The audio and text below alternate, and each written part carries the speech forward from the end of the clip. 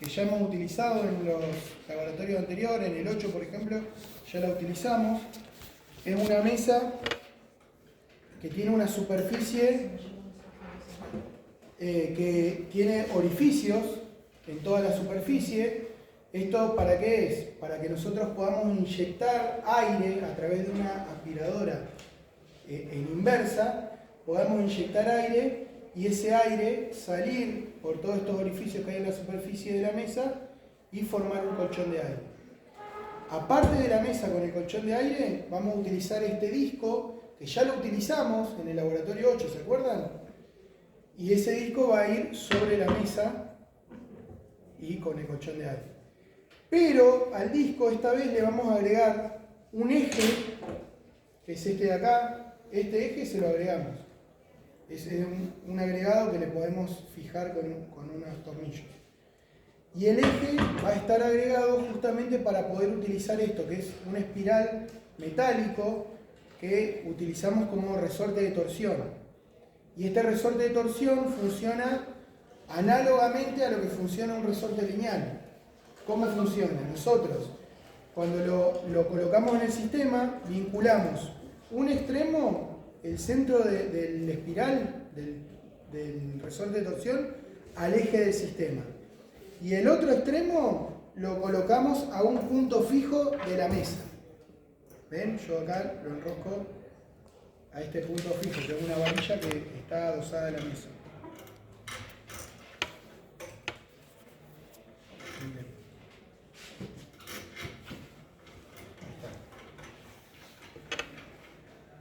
Entonces, ¿cómo funciona? Nosotros cuando... Esto tiene una posición de equilibrio, fíjense. Ahí está en equilibrio. Ahí está en equilibrio el sistema. No se mueve, el resorte está en su posición de relajación, el resorte de torsión. Pero si yo saco el sistema de esa posición y lo desplazo a un determinado ángulo, no importa si en el sentido de la aguja del reloj o en el sentido contrario, en los dos casos va a pasar el mismo efecto. ¿Qué es ese efecto? Que este resorte va a provocar un torque de restitución. Un torque que va en el sentido contrario al desplazamiento que yo le di. O sea, un torque que tiende a restituir la posición original. ¿Ven? Yo ahí lo suelto y empieza a oscilar. ¿Está? Esto es análogo a lo que funciona un resorte. Cuando nosotros tenemos un resorte y lo estiramos, el resorte nos devuelve una fuerza que es proporcional al estiramiento y que tiende a restituir la posición. Si lo estiramos, tiende esa fuerza a volver al resorte a su longitud natural. O un resorte de compresión, por ejemplo. Si nosotros lo comprimimos, nos va a devolver una fuerza en el sentido contrario al desplazamiento. Es decir, en el sentido a que tiende a volver al resorte a su longitud natural. Esto funciona análogamente. Cada vez que nosotros lo sacamos del estado natural al resorte de torsión, ya sea con un desplazamiento, sentido de la aguja del reloj o a contrarreloj, siempre va a dar un torque de restitución, un torque restitutivo. Tiende a volver a la posición natural.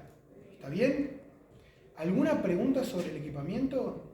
Es la mesa, la aspiradora en inversa para inyectar aire, el disco, el eje y el resorte de torsión que va a estar fijo a la mesa. Bien. ¿En qué va a consistir? De nuevo, el desarrollo de la ecuación del péndulo lo van a tener que ver de la introducción teórica que esté en el campus. Pero nosotros, de todo ese desarrollo de plantear la sumatoria de torque igual a la inercia por la aceleración angular, etcétera, etcétera, llegamos a la expresión del periodo en función de esta es la constante del resorte de torsión. 0,21 newton por metro sobre radian. Nos da, todo ese desarrollo nos da el periodo en función de la constante G y de la inercia del péndulo. Y nosotros lo que hacemos es despejar la inercia del péndulo y lo que vamos a hacer es medir el periodo y conociendo el periodo experimental y la constante vamos a calcular la inercia experimental. Esa inercia experimental la van a comparar con la inercia teórica. ¿Qué inercia teórica vamos a utilizar? Vamos a utilizar la inercia del disco, que ustedes ya lo hallaron en el laboratorio número 8. ¿Está bien? ¿Alguna pregunta sobre la ejecución? ¿No?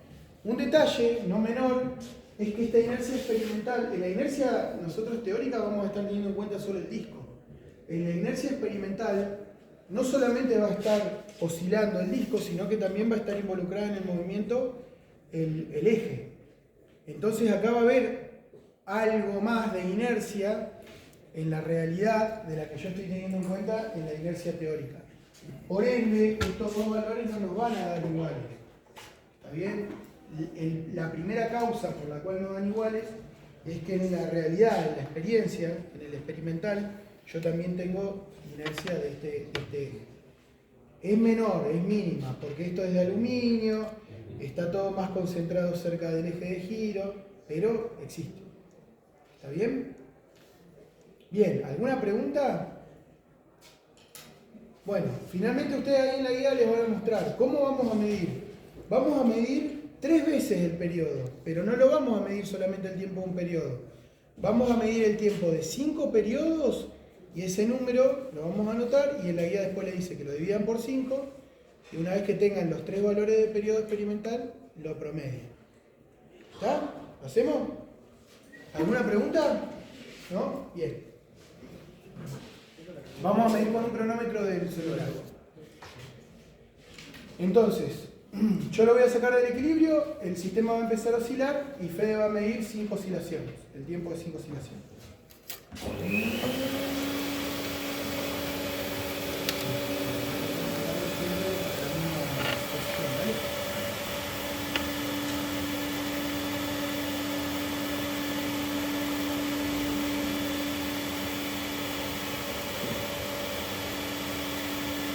Bien. El primer tiempo es 7,32 segundos. Allá te pongo la versión.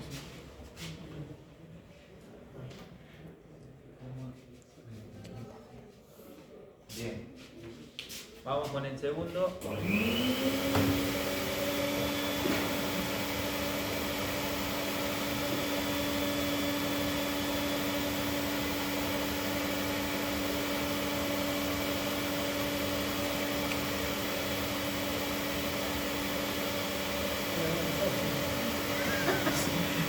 Se pasó.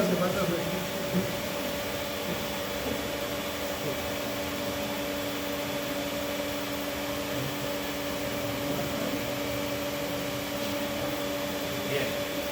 Igual. ¡Oh! No estoy mintiendo. 7,32 segundos.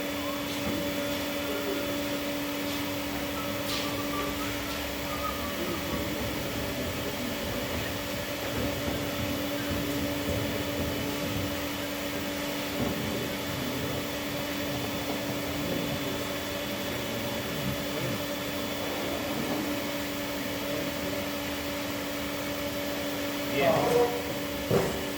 El último es 7,37 segundos.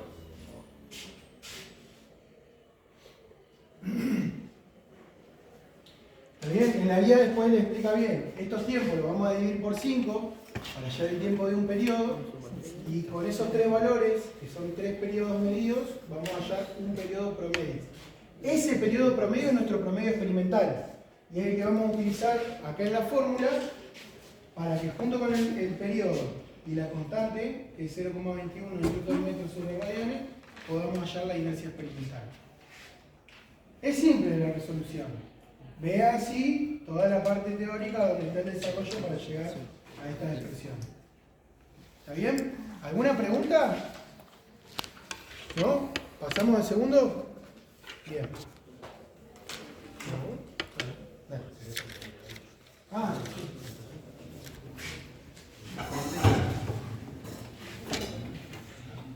Bueno, acá lo mismo, chicos.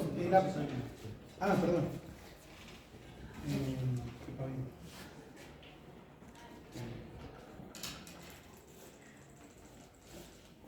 ¿Cuál le doy? Después le saco. Acá lo mismo, miren. En la introducción que está grabada y subida en el campus está todo el planteo del péndulo físico. Arranca de un cuerpo irregular. Nosotros ahora le vamos a mostrar, Elías, que nosotros vamos a usar algo más, cuerpos más geométricos, digamos. Pero lo importante es que llegamos a esta última expresión, que la tenemos puesta acá en el pizarrón, allá el péndulo físico. De nuevo, nosotros en el desarrollo del péndulo, en el desarrollo teórico, llegamos a una función, a un valor del periodo en función de la inercia, de la masa total, de la aceleración de la gravedad y de la distancia al centro de masa. Y lo que hacemos es despejar la inercia experimental, y para eso vamos a necesitar hallar la distancia al centro de masa, que acá está explicada. Pero bueno, no sé si... Esto no está en la presentación. Sí, esto no está en la presentación en el campo, así que esto sí saquenle foto o anótenlo. Es la ecuación que tiene el libro para calcular la distancia al centro de masa de un conjunto de masas que están distribuidas en un cuerpo, ¿no?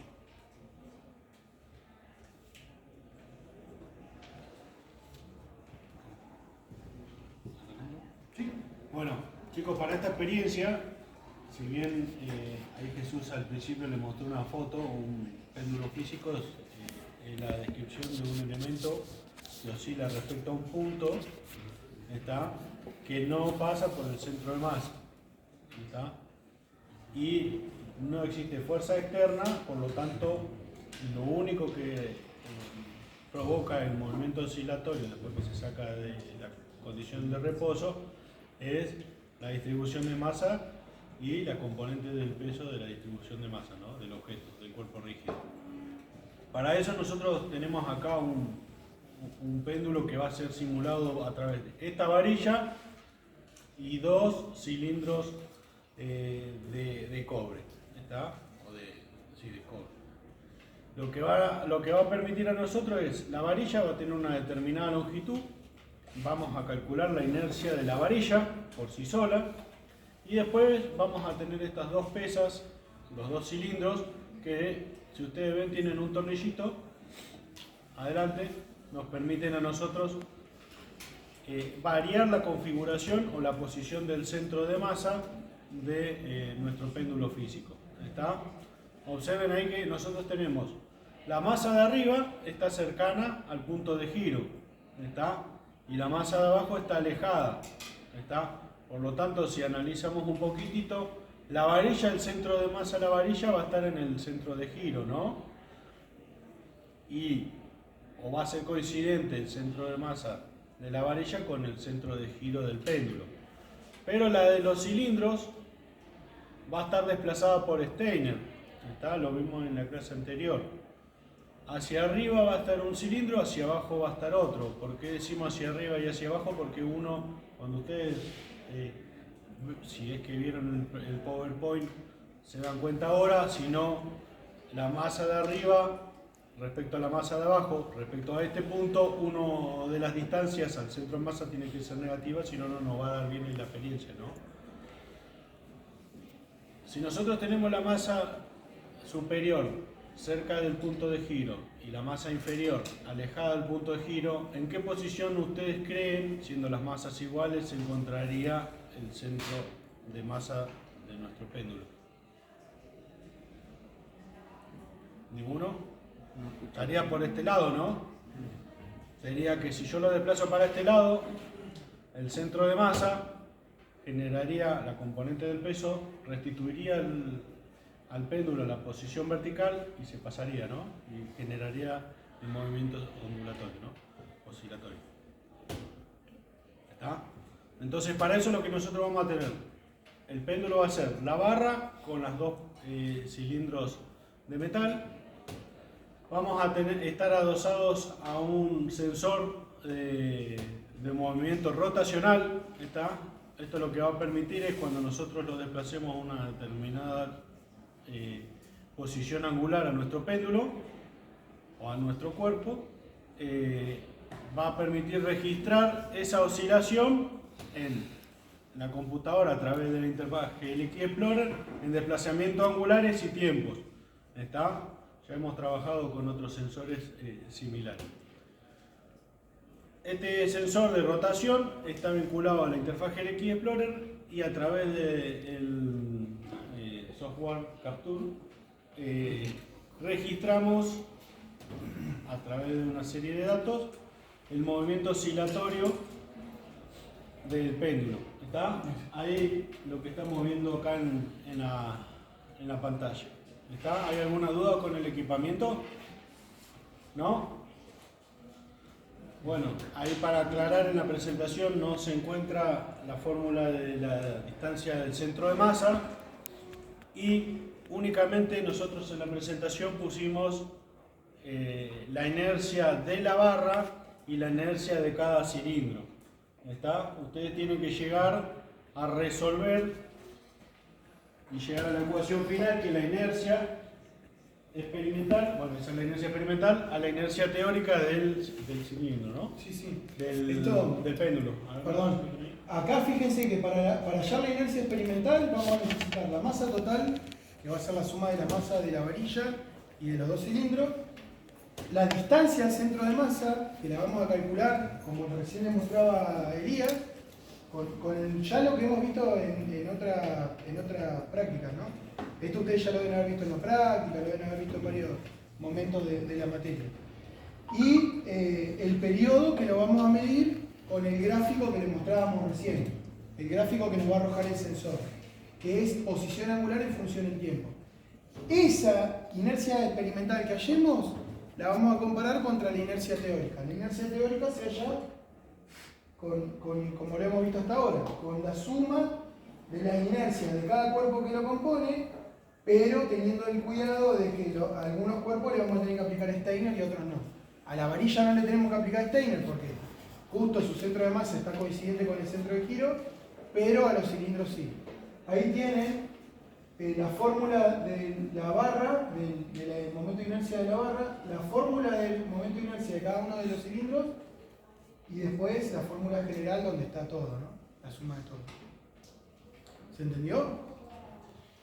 Después por ahí lo último, no sé si querés explicar cómo hallamos cómo medimos el periodo. Poner la gráfica. Acá no sé si alcanzan a ver. Sí. Este justo es el de la fuerza, Pero igual es una... es para que no vean, sí.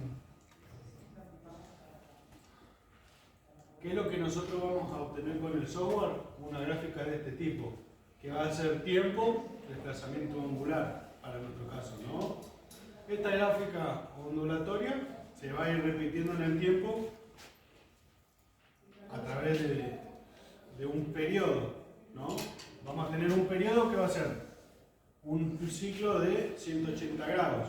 Nuestro péndulo no va a estar girando constantemente, pero va a realizar el movimiento repetitivo.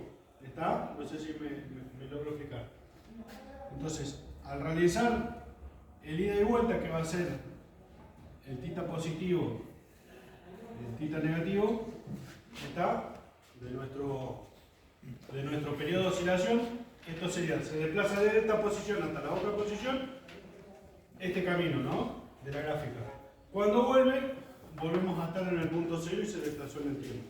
¿Está? ¿Qué vamos a hacer? Como esta gráfica se repite en el tiempo, nosotros vamos a tomar los máximos de cada cresta.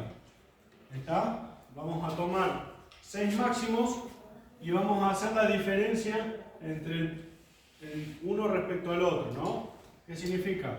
Yo voy a tener el periodo 1, va a ser tiempo 1, tiempo 2, tiempo 3, tiempo 4, tiempo 5, tiempo 6. El tiempo 1 va a ser T2 menos T1. El periodo 2 va a ser T3 menos T2. No, T3 menos T1 dividido 2. ¿Ah, sí? Ahora con eso, sí. Está bien. Bueno. T3 menos T1 dividido 2. Tenía al revés. Y T3, el periodo 3 va a ser T4 menos T1 dividido 3. El periodo 4 va a ser T5 menos T1 dividido 4. Y el último, T5 va a ser T6 menos T1 dividido 5. ¿Ahí está? ¿Se entiende? De esos 5 periodos, los sumamos a todos y los dividimos por 5 y obtenemos el periodo promedio de oscilación del péndulo. ¿Está? Que va a ser el periodo que ustedes van a utilizar allá en la fórmula para el cálculo de la inercia teórica. ¿Está? Sí. Esto, chicos, en realidad lo hacemos para poder minimizar un poco los errores que se van acumulando, ¿no? Por eso, y de la misma manera vamos a medir después el periodo acá. Pero es fácil verlo. El primero es T2 menos T1 dividido nada, dividido 1. El otro son T3 menos T1 dividido 2, porque acá hay dos periodos. Y acá lo mismo, T4 menos T1 dividido 3, porque acá tenemos justo 3. ¿Está bien? Tiene sentido. Si ustedes se acuerdan del dibujo, se van a acordar de esta formulita. No tiene mucha vuelta. Bien, ¿no? No sé si nos falta algo, pero no. ¿Lo hacemos? Vamos a pasarle los dos. Bien, sí, es verdad. Allá en este costado tenemos anotados los datos. La varilla va a tener una longitud de 38,0 centímetros y una masa de 26,0 gramos. ¿Está? Los cilindros chicos, las masas van a ser iguales y van a ser de 75,0 gramos. La longitud, acá yo le pongo L, es la altura del cilindro. ¿Está?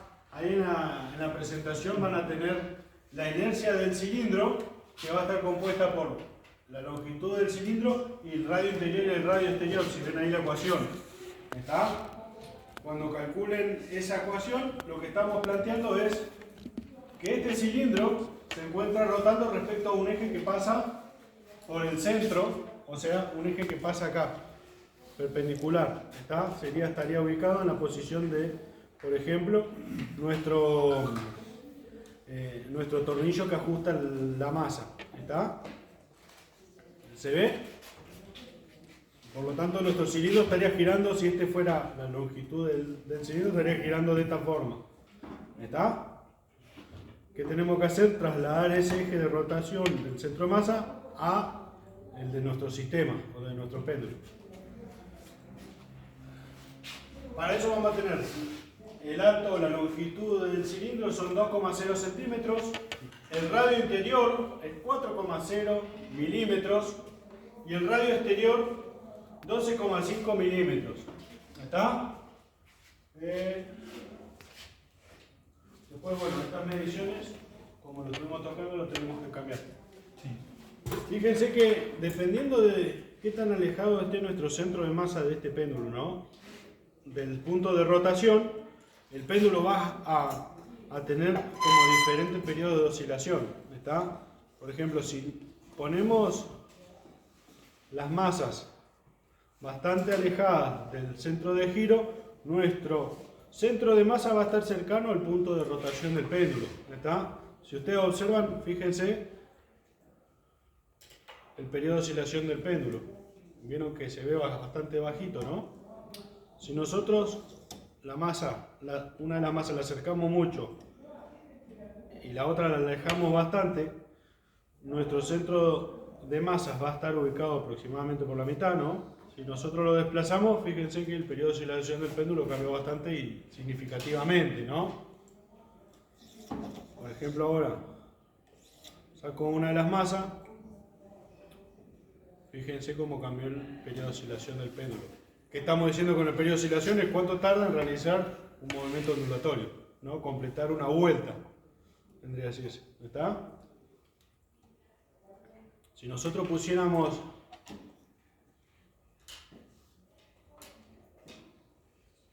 nuestras masas en idéntica posición, ¿no? Fíjense, yo lo impulso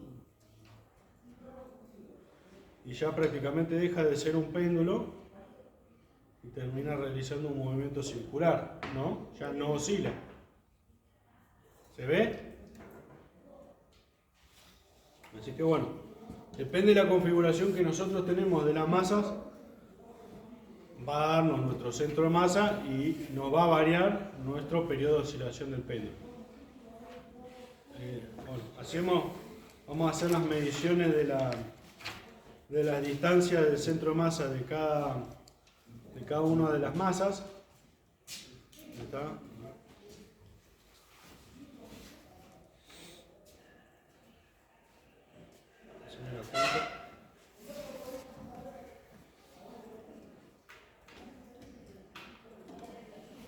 Mientras Elías va pidiendo, chicos, aclaración, ¿no? Las distancias de los cilindros al centro de giro las van a usar tanto para hacer Steiner como para hallar la distancia al centro de masa. Nosotros, por conveniencia, acá como está planteado, el cero, nuestra referencia de cero está tomada coincidente con el eje de giro. Y las distancias hacia abajo las tomamos como positivas. Esto es por conveniencia, porque nuestro centro de masa va a estar hacia abajo. Entonces nosotros tomamos positivo hacia abajo. Cuando hagan la cuenta, D2, fíjense que va a ser positiva. Pero D1, cuidado porque va a ser negativa respecto a nuestro sistema de referencia. Se lo digo para que tengan en cuenta. ¿Está bien? Cuando aplican Steiner no importa, porque Steiner está elevado al cuadrado. Pero acá sí va a ser importante. Y la distancia de la varilla de sub 0 es 0, porque está coincidente la varilla, su centro de masa, con el centro de giro del sistema. ¿Está? Pero bueno, como aclaración. Dale.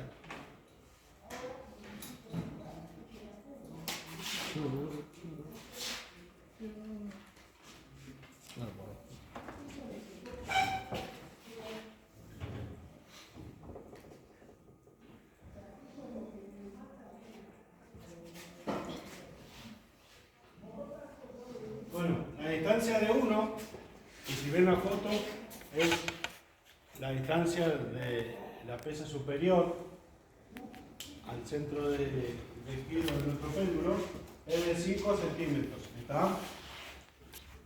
Cuando ustedes calculen la inercia, tengan en cuenta que el cilindro 1 está por arriba. ¿Está? Cuando plantean los ejes de referencia, tienen que, acuérdense, para un lado o para el otro tenemos que tomar uno positivo y el otro negativo. ¿Está? Para el cálculo de la distancia del centro de masa. Y la distancia 2 va a ser de 16,5 centímetros. ¿Por qué le decimos esto? Este laboratorio no tiene mucho error. Entonces, si la inercia experimental les da, la inercia teórica les da muy alejado de la experimental, tenemos un error seguramente de signos. ¿Está? Así que bueno, quiero hacer la medición.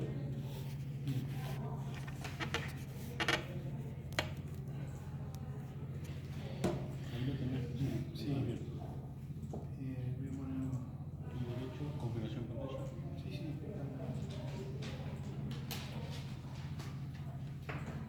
¿Hay alguna consulta hasta ahora? ¿No? Esperen que tenemos conectados los sensores. Ahí vamos a graficar radianes, la posición angular en función del tiempo. Vamos a arrancar a registrar antes de que saque del equilibrio para que registre nuestra posición C.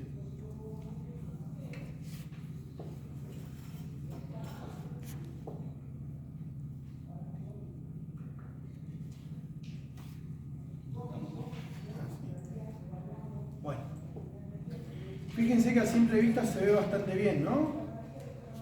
El movimiento oscilatorio. Pero si aumentamos un poco la escala, por ahí podemos llegar a notar algo más. ¿Eh? Ah, con el scroll más. Bueno, igual bastante bien, no se ve tanto. Ahí fíjense, no sé si alcanzan a apreciar este punto de la onda. Acá está en un valor de 0,35 radianes. Y si lo observan al final de la onda, quedó por debajo, está cerca de los 0,30. ¿Qué significa? Nuestro sistema tiene rozamiento. ¿Está? Entonces se va frenando. Por lo tanto, oscilación de nuestro cuerpo rígido es un movimiento amortiguado. ¿Está? Amortiguado, ¿por qué? Porque si yo en algún momento lo dejo, va a dejar de oscilar. Y si ustedes ven y apreciaron antes cómo estaba oscilando, la amplitud de oscilación era mucho mayor. ¿Está? Eso significa que si a medida que se va desplazando el péndulo va disminuyendo, es un movimiento amortiguado. ¿Por qué? Por el rozamiento del eje del sensor. ¿Está? Bien. Acá sí, hay que darle. Se puede ver, ¿no? No. Tienen que marcar todo.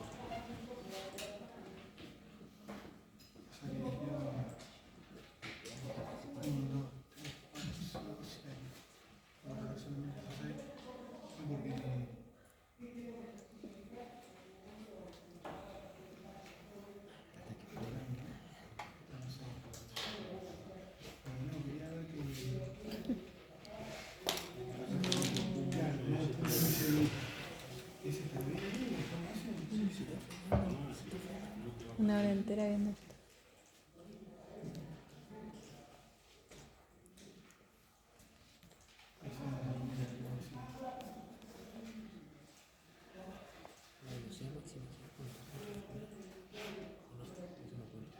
Bueno, ahí si ustedes observan, hicimos un zoom.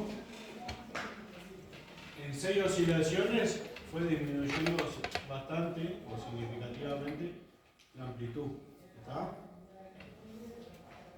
Nosotros acá fuimos marcando punto a punto las crestas de nuestra onda de oscilación y estas líneas punteadas son la referencia respecto al eje. ¿Está? Entonces, si ven, la línea va yéndose hacia abajo, significa que esta está más abajo que esta. Al revés, esta está más abajo que esta. Por lo tanto, la amplitud de la onda en este punto es menor que en este punto. Eso igual, chicos, no afecta al periodo. ¿Está bien? Nosotros si dejáramos que esto siguiera oscilando, vamos a ver que se va a ir atenuando la amplitud de la onda, pero el periodo se mantiene. ¿Les dicto los valores? T1, el tiempo de la primera cresta, es 6,175 segundos. El segundo, el primero, repito, 6,175 segundos. El segundo, 7,225 segundos. El tercero, 8,275 segundos. 8,275 segundos. El cuarto, 9,325 segundos. El quinto, 10,350 segundos. El sexto, 11,400 segundos. Ahí tienen los 6 valores, ¿no? Bien. A ver, están controlando la distancia de uno.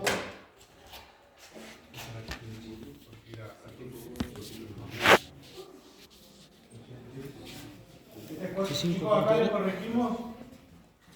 La distancia de 1 es 4 centímetros.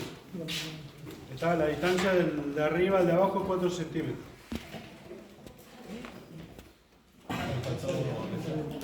Me había faltado restarle un centímetro del ancho de 1. De 1, repito, antes había sido 5, es 4 centímetros. ¿Está? Había faltado restar cuando realizo la medición con el calibre, utilizando el pie raíz para medir la altura de la cara superior del cilindro respecto al borde de la barra. Había medido 14 centímetros, la media longitud, la longitud de la barra dividido 2, siendo 38, la mitad es 19, resté 14 menos 19, me había faltado la altura del cilindro restar, la mitad de la altura. ¿Está? Entonces, para poder obtener esta distancia, ¿no? En vez de 5 es 4 centímetros. 4,0, ¿no? Bien. ¿Alguna pregunta sobre este? ¿No? Bien. Vamos a realizar la experiencia número 3 correspondiente a movimiento armónico simple. ¿Sí? Bien. El equipo que vamos a utilizar es este que tenemos acá, que consiste en un pie universal, en el cual tenemos un brazo que está sujetando un sensor de fuerza. ¿Sí? Y acá tenemos el conjunto masa-resorte. ¿Sí? Si nosotros analizamos, sabemos que la fuerza es directamente proporcional al desplazamiento que le realizamos a un resorte. ¿Sí? Es directamente proporcional e inverso. ¿Sí? ¿Eso qué quiere decir? Que si yo lo desplazo de su posición de reposo hacia abajo, ¿sí? La fuerza resultante va a ser hacia arriba. ¿Sí? Y si yo lo desplazo de su posición de reposo hacia arriba, la fuerza resultante va a ser hacia abajo. Bien, entonces, si yo lo libero, este movimiento termina siendo un movimiento armónico simple. ¿Sí? La masa va a empezar a oscilar y manteniendo un periodo constante. Bien, fíjense que bueno, cuando vayan, si ven el video van a ver todo el desarrollo, pero bueno, partimos de que la fuerza es directamente proporcional al desplazamiento del resorte. ¿Sí? Esa proporción es la constante del resorte. Bien, si nosotros hallamos una función para poder determinar la fuerza en cualquier instante de tiempo, ¿sí? Vamos a llegar a esta expresión, ¿sí? Donde encontramos que la frecuencia es la raíz cuadrada de la constante dividido la masa. Bien, ahora, tengan en cuenta que nosotros en esta experiencia vamos a analizar o graficar la fuerza en función del tiempo. Pero fíjense que en esta experiencia graficábamos posición angular en función del tiempo. En esta graficábamos posición angular también en función del tiempo. Bueno, ahí no graficábamos, sino que medíamos con el sensor. Y en esta estamos graficando fuerza en función del tiempo. ¿Sí? Eso porque el sensor que estamos utilizando es un sensor de fuerza. ¿Sí? Si quisiéramos hallar la posición, simplemente deberíamos dividir esta función por la constante del resorte, ¿sí? Sabiendo que la fuerza es igual a K por X. Si nosotros tenemos la función de fuerza, entonces ahí podemos hallar la función de posición. Que básicamente la forma de la onda va a ser la misma, porque son directamente proporcionales, ¿sí? La fuerza es directamente proporcional al desplazamiento. Bien.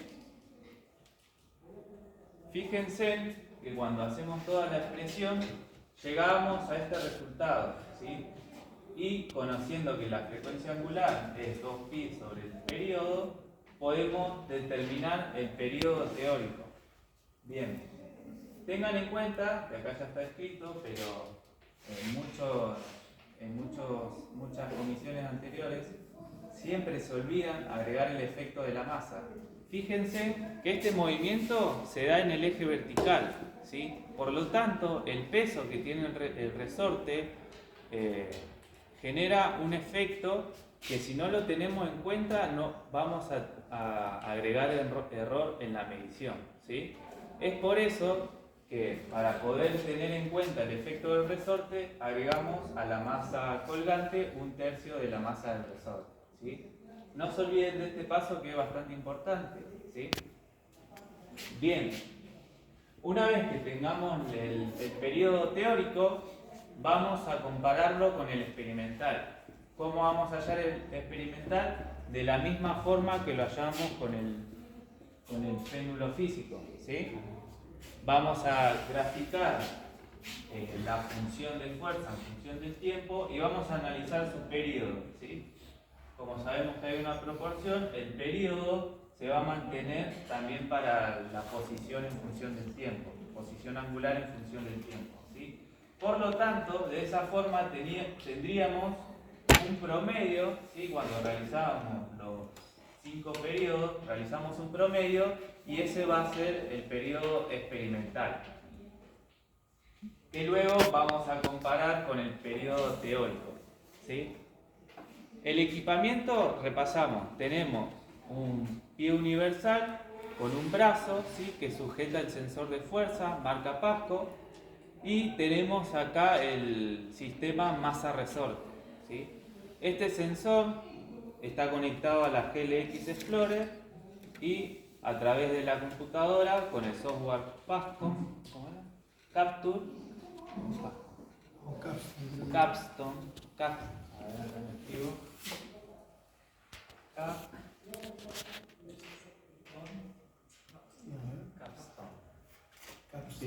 Sí, Capstone. Bien, ahí lo escribí. Con ese software, que es el que venimos usando en todo el cuatrimestre, vamos a poder realizar la gráfica de los datos de fuerza que nos da el sensor, ¿sí? ¿Alguna duda con la experiencia? Bien. Acá ya tienen los datos de la masa colgante, la masa del resorte y la constante del resorte. Bien, si no tienen ninguna duda podemos pasar a la experiencia. ¿El sensor cómo se llama? El sensor es un sensor de fuerza marca Pasco, no sé si tiene un nombre parecido. Sí, ahí. No, sensor de fuerza. Sensor de fuerza. Me dice Pasco. ¿Cómo? No, que ahí dice Pasco. Ah, sí, bien. Ahí tiene el nombre Pasco. Es de la marca Pasco. Bien. ¿Alguna otra duda? Bien, buenísimo. Entonces, el experimento consiste en, de su posición de reposo, lo vamos a desplazar y cuando lo soltemos va a mantener un movimiento armónico simple, ¿sí?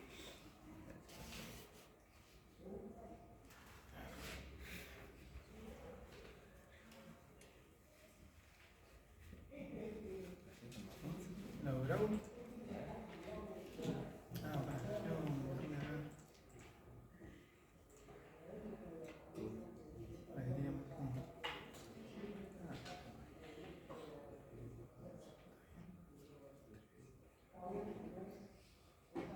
Bien, como pueden observar en este caso, la magnitud, la amplitud de la función sinusoidal se mantiene aproximadamente constante, ¿sí? Con el tiempo se va a ir frenando, pero fíjense en que no es la misma gráfica que obtuvimos con el péndulo físico, ¿sí? Porque en el péndulo físico teníamos la fricción del eje de rotación. En este caso, como es un mecanismo más simple, se pierde menos energía. Por lo tanto, el movimiento se mantiene más en el tiempo. Igual, como dice Fede, se va en algún momento a amortiguar completo y lo que está generando internamente es la deformación del resorte, torque que está recibiendo el material en toda la vuelta. Al momento que empieza a girar, empieza a levantar temperatura, ¿no? Un mecanismo al estirarlo y agarrarlo constantemente, someterlo a un esfuerzo cíclico, empieza a generar temperatura. La energía que pierde es por temperatura. ¿Está? Entonces esa es la energía que va a terminar haciendo que el resorte se termine frenando. Dale más mediciones. No, pero si puedo más mediciones, mirá.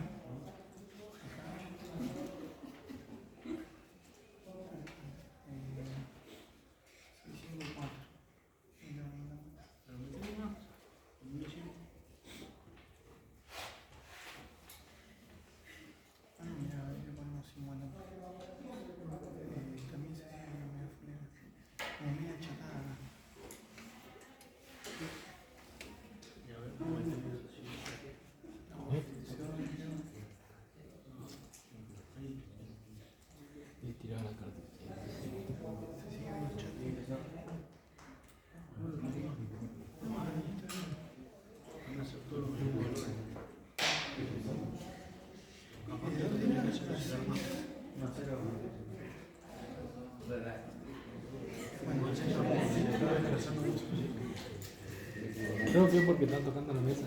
¿Eh? que están tocando la música. Bueno, Sí, viste ahora que- sí. Bueno, imaginémonos, dale. Profe, ¿por qué la punta antes estaba más en punta y ahora más? Porque la cantidad de datos, nosotros acá le estamos cambiando la frecuencia, que es la cantidad de datos que tomas por segundo. Cuando le ponemos que tome muchos datos, a veces en una misma posición te toma como 3 puntos. Ahí como te da. A ver, ahí lo veo.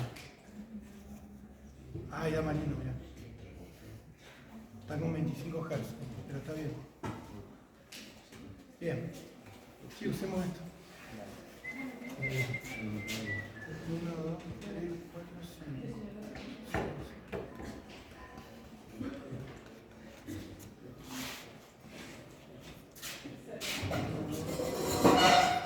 6. Bien, vamos a utilizar estos datos, chicos.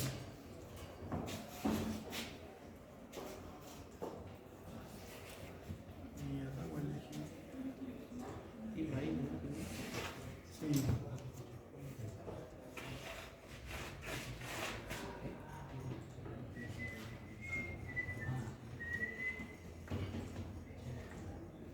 Ahí está. Bueno, les dicto los tiempos. El primero, 0,320 segundos. El segundo, 1,080 segundos. El tercero, 1,880 segundos. El cuarto, 2,680 segundos. El quinto, 3,480 segundos. Y el sexto, 4,280 segundos. El último, 4,280 segundos.